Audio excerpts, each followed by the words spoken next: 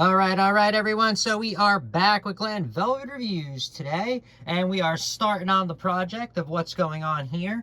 And I just want to show you the setup of, what I'm doing, what you can do, or whatever, just to have some prevention of a mess, because this is going to be very dusty. I don't, if you're ever using any kind of cut-off blades, okay, with any kind of cement or any kind of diamond blade, honestly, that you're cutting through, you're going to get a lot of dust. Even with the metal cutting blades, you're still going to get dust because the RPM is just so high on the cutoff wheels. RPMs on the cutoff wheels, some of them are like 30,000, 35,000 RPM, and you're spinning really fast. Like a drill, you can put down to like 400 RPM. You know what I mean? If you can slow it down, and then that wouldn't really create so much dust, while you would be using a drill. But these ones do not have variable speed. They just spin at one speed. These cutoff wheels, these kind of cutoff wheels. So this is the Bosch 1380 Slim. So this is a really cool one that I do like. I like it because I can handle it better. I'm about, handling stuff a little bit better in my petite little fashion here, and just being able to have more control over the product. But see, you could put two hands on this and really get some control over it, or the one hand you can really do with this. So, I'm really happy with this one. Anyway, but this will be this is pretty much the start of it. I just want to show you how to set everything up so you're not going to be making a mess everywhere. Okay, so I taped up a bag. I gotta actually tape it more. What a butthead. But anyway. All right, guys, so I used a garbage bag, as you guys can see. Use anything you could find at the house that you're at the location you are at, guys. Okay, you're going to want to use anything you can find, because if you have customers' clothes, in a closet or whatever, then no one's going to be happy about what's going on. Yeah, you're going to remove all the clothes and remove everything, but if you guys ever used a cutoff wheel, like I said, this thing is spinning so fast.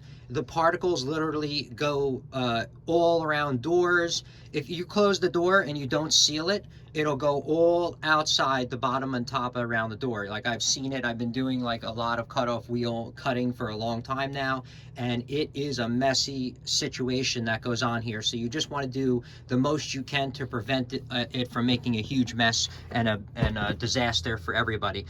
So what I usually do is I'll tape these up really good. I put this is just the garbage bag that I found. Okay, like I said, find anything you can use. If you just didn't get to the store and didn't get any kind of liner or anything like that, and you're just going to want to seal it up. I'm going to put more tape on mine, but mine, as you can see, it goes up the wall. I just put a couple of pieces of the duct tape. What you really want to use is painter's tape. Okay, this duct tape I'm going to peel it right off, and I actually have to go get blue painter's tape, and I'm going to put that on instead, because you don't want to peel this off and make extra work for yourself. You're just going to go through a nightmare on that.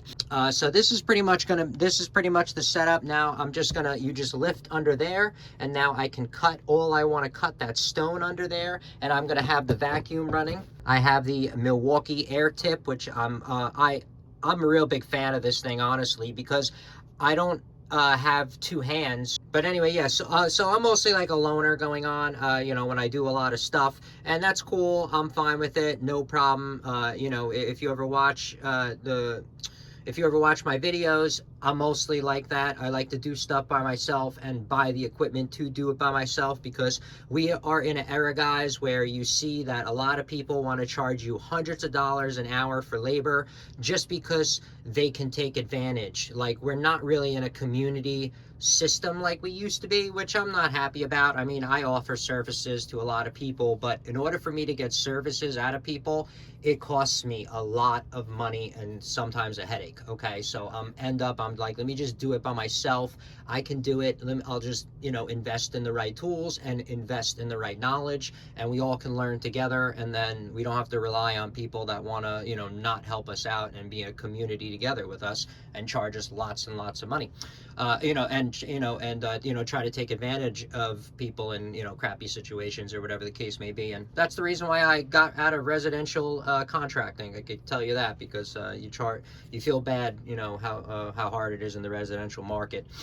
But anyway, let's go to the project here and stop my blabbering. So I got the air tip. Now I just have this hooked up to a shop vac. I would recommend a shop vac. Make sure you have the filter in, okay? Now this shop vac, if you see my shop vacs, I do not get very nice shop vacs because they break a lot. They're only made to pick up crap and water, and then you kind of throw them away, and that's it. So you don't want to spend a lot of money on these, these kind of shop vacs.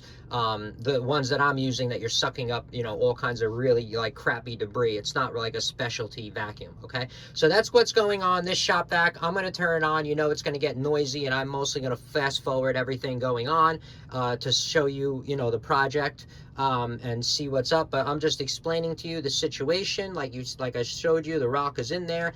Now I'm just leaving the pump in there right now for a little bit of the cutting, because remember, I already told you the water table is just very weird in the area because there is a lot of constructions. If you've been in my area, they are building duplexes, monstrous 3, 4, 5 bedroom each side duplexes. I mean, these things are like multi-million-dollar duplexes they're building everywhere, okay? And they create a lot of water, and their drainage is superb because they just built the house within the last 10 years. So remember, their engineering to get rid of the water is awesome off that property, but it gets rid of it off that property, and then it ends up on your house. And if your house is not built in the last 10 years, you don't have that premium drainage going on, okay? So that's pretty much what, just to let you know, this might be your situation. If you have a lot of water going on, you see a lot of developments in your area, you're gonna get a lot of water, because remember, their drainage is just gonna be more up-to-date, cleaner, and it's gonna work better,